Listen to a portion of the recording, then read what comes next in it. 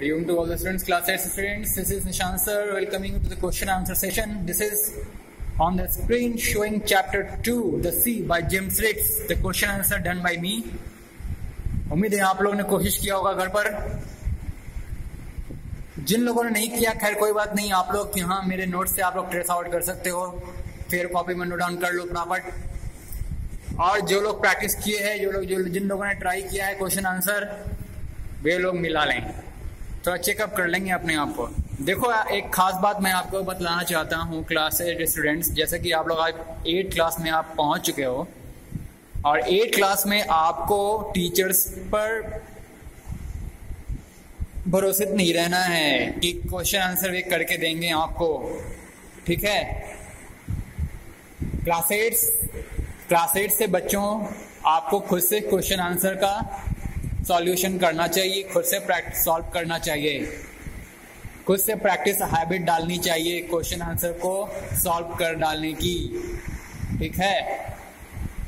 मेरा काम, टीचर का काम, मैं आपको केवल हिंट प्रोवाइड कर दूंगा, सारे क्वेश्चंस को पढ़ूंगा, उसका हिंट मैं प्रोवाइड करूंगा. I will just give you the hints, ideologies related to the questions, any difficult question और व्हाटएवर. आपको खुद से प्रैक्टिस सॉल्व करने हैं. चलिए पहले मैं बुक खोलता हूं आपका. A1 देखो पहला क्वेश्चन था, व्हाई वाज मुनि careful about not irritating his wife. This is chapter 1 ना, चैप्टर 1 को हो गया है, सॉरी. इसका मैंने आपको इमेज में दे दिया था, इमेज अटैचमेंट में दे दिया था, उम्मीद है आप लोग इसके नोट कर लिए होंगे. आइए सी, चैप्टर 2 का सी का मैं आपको देने वाला हूं question answer solution. From the next time I will not provide you any solutions, direct solution, a written solution. I will not provide you. You guys have to do by yourself from the next time. Okay. देखो C में which stanza have a more pronounced similarity between the sea and the dog. इसका answer मैं देखो आप लोगों को दिखा देता हूँ स्क्रीन पर. आप लोग वीडियो को पॉज करके फटाफट नोट कर लीजिएगा. इमेज अटैचमेंट कई बार देता हूँ तो आप लोगों की शिकायत आती है कि कहीं सर मुझे कोई सेंटेंस में प्रॉब्लम हो रही है, समझ में नहीं आ रही है. अब सब समझ में आएगी क्योंकि मैं वीडियो में सारा आपको रीड आउट ही कर दे रहा हूँ, समझा ही दे रहा हूँ.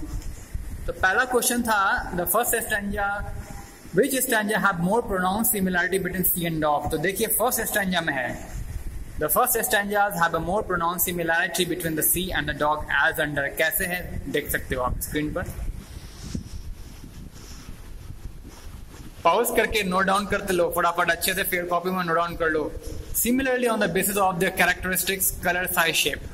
Characteristic क्या है, कौन सा कैरेक्टरिस्टिक? कैरेक्टरिस्टिक मीन्स टू से व्हाट इज, स्वभाव, उसका स्वभाव के आधार पर, ठीक है. उन दोनों के, कुत्ते और उन डॉग और सी, उन दोनों के स्वभाव के बेसिस पर कैरेक्टरिस्टिक क्या है, कलर, साइज और शेप है, ठीक है. When there is tide or during stormy days, the sea wave shape like a giant grey dog with shaggy jaws and clashing teeth. Hunger characteristic देखो दूसरा है, सिमिलरिटी हंगर के अकॉर्डिंग है.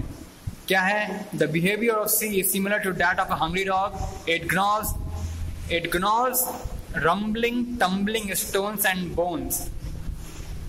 वो क्या चबाता है, ग्नॉ का मतलब होता है चबाना. भूखा होने पर समुंदर कुत्ते की बात क्या चबाता है,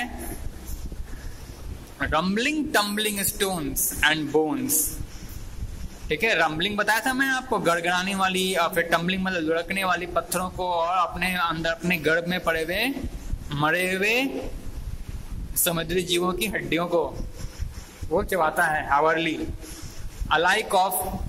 अलाइक मतलब होता है समान, किसके समान, उस भूखे कुत्ते के समान. Alike of hungry dog that gnaws juicy bones. Juicy मतलब समझ गए आप लोग, हड्डी यानी कि रसीला हड्डी को जो हमेशा चूसते रहता है, चबाते रहता है. The sea display more excitement. आप देखिए क्वेश्चन नंबर 2 आइए.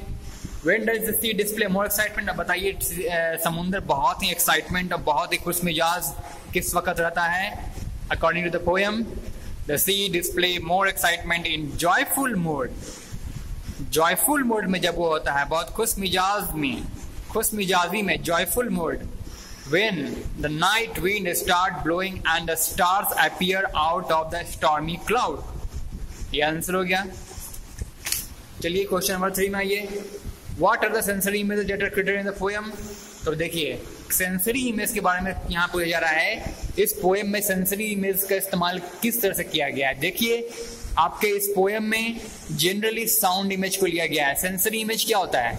जो आपका सेंस ऑर्गन है, जहां से आप इमेजिन कर रहे हो, the organs that enables you to imagine any sceneries, all the organs you contain that helps you to imagine, as for example your eyes, your ears, okay, your eyes, your ears, your nose, these are all sense organs. आपने पढ़ा होगा science में sense organ क्या क्या होते हैं. तो sensory images यहाँ पे इस पोएम में सेंसरी इमेज के तौर पर साउंड इमेज है और उसे ऑरल इमेज कहते हैं, यानी कि साउंड इमेजरी की चर्चा की गई है. तो आइए आंसर देखिए. The poet James Reeves uses aural imagery. देखो aural imagery that is called यही as a sensory image.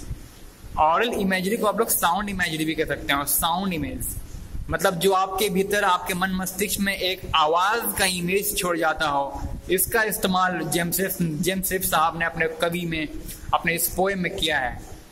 The poet James Rives uses oral imagery as a sensory image frequently, यानी कि बार बार, so that the reader can almost hear the scene being described. ठीक है. अब ये देखिए ओनोमैटोपोइक क्या होता है आप लोग ये जानेंगे. फिगर ऑफ स्पीच में हमने पढ़ा होगा. इफ यू नहीं तो मैं आपको ग्रामर में पढ़ाऊंगा. फिगर ऑफ स्पीच क्या है? यहाँ पर फिगर ऑफ स्पीच जो पोएट साहब ने इस्तेमाल किया है वो ओनोमैटोपोइक है. Onomatopoeic is a figure of speech concerning with the sound concerning the sound theme, sound image. जैसे देखिए इस पोएम में onomatopoeic क्या है? Onomatopoeic such as rumbling and tumbling create sound picture. ये rumbling tumbling onomatopoeic है यहाँ इस पोएम में. लुढ़कने वाली और गड़गड़ाने वाली है जो आवाज, जैसे onomatopoeic में फिगर ऑफ स्पीच के तौर पर रखा गया है. Create sound pictures for us. Reeves also imagine the word the dog of the sea might be saying such as bones bones bones. The sea is not really. यहाँ पे exclamatory sign है, दे देना आप लोग. बिल्कुल अच्छे से लिखना. पढ़ के सुना दे रहा हूँ. फिगर में एक भी मिस्टेक नहीं होनी चाहिए. फिगर आपका प्रिंसिपल मैम भी देखती हैं. ठीक है, हम लोग टीचर लोग चेक करते हैं, उसके बाद प्रिंसिपल मैम आपका फिगर देखती हैं. मैं आपको वीडियो में क्वेश्चन आंसर पढ़ के दे रहा हूँ, सारा कुछ पढ़ा दे रहा हूँ. आप लोग मिस्टेक मत करिएगा. ठीक है. आइए. The sea is not really speaking but it's moans. उसका जो मौन है, उसका जो विलाप करना है, मौन्स मतलब बताया हूँ मैं आपको वर्ड मीनिंग में, विलाप करना, रोना. But it's moans bear some resemblance to the human words. They help us to create a mental picture of how the sea sounds. इसी तरह से लाइकवाइज होलोज. आपने होलोज के बारे में पढ़ा. होलोज का मतलब क्या होता है? किसी को संबोधित करते हुए चिल्लाना. मान लो आप किसी को कुछ बुला रहे हो, किसी व्यक्ति को बुला रहे हो दूर से चिल्लाते हुए, ए जाओ, आओ मेरे भाई, आओ आओ, ए नेहा, ए प्रिया, आ जाओ आ जाओ. मतलब दूर से किसी को संबोधित करते हुए आप बुला रहे हो. That is called hollos. ठीक है. Likewise hollos of the sea on stormy days are accompanied by the onomatopoeic snap and sniffs of the dog to create a rich tapestry of sound. देखो यहाँ पे कुछ प्रॉब्लम्स वर्ड मीनिंग की आपको problem होगी. तो आंसर में जो वर्ड मीनिंग की आपको प्रॉब्लम्स हो रही है, किसका मतलब टेपेस्ट्री मतलब क्या होता है सर, वह मैं आपको यहाँ पे दे रखा हूँ पिछले. देखो टेपेस्ट्री मतलब क्या होता है यहाँ पे लिख रखा हूँ मैं. टेपेस्ट्री क्या है? देखो यह word meaning related to the answers. Tapestry used in reference to complex sequence of events. कोई जटिल, मान लो कोई इवेंट है, कोई घटना है, कोई आवाज ही है, कोई बहुत जटिल आवाज है जो लगातार एक साथ गड़गड़ाने की आवाज, लुढ़कने की आवाज, जैसे कि समुंदर के हरकतों के वजह से उसके सरफेस पर लगातार निरंतर जो बहने वाली पत्थरें होती हैं या फिर लुढ़कने वाली और गड़गड़ाने वाली जो पत्थरें होती हैं, उनके द्वारा एक लगातार एक सीक्वेंस में एक बहुत ही कॉम्प्लेक्स साउंड प्रोड्यूस होते रहता है. एक बहुत ही कॉम्प्लेक्स मतलब जटिल साउंड, जटिल आवाज उनके लुढ़कने की, उनके गड़गड़ाने की समुद्र में समुद्री लहर के, समुद्री हरकतों के कारण उन पत्थरों के लुढ़कने की और गड़गड़ाने की जो आवाज निरंतर सुनाई पड़ती है उसे कहते हैं टैपेस्ट्री ऑफ साउंड। मतलब किसी भी जटिल चीज का कॉम्प्लेक्स सीक्वेंस समझ जाओ, दैट इज कॉल्ड टैपेस्ट्री। आइए, तो हो गया, पढ़ लिए आप लोग यहाँ पे। अब इसको आप नोट डाउन कर लो वीडियो को पॉज करके। आइए, when the sea is silent, the contrast of the dog who scarcely snores is drawn starkly। अब देखो starkly मतलब होता है in a way that is severe or harsh in appearance or outline। ठीक है, in a way that is severe or harsh in appearance or outline, जो बहुत ही देखने में कठोर प्रतीत होता हो, बहुत ही जटिल, बहुत ही कठोर, बहुत ही सख्त प्रतीत होता हो, उसे स्टार्कली करते हैं। ठीक है, आइए आंसर ले लो। आंसर आप लोग बराबर लिख डालो। तो डॉग इज ड्रॉन स्टार्कली काफी सख्त रूप से लिया गया था उसे। The absence of sound is almost as illustrative as the existence of it.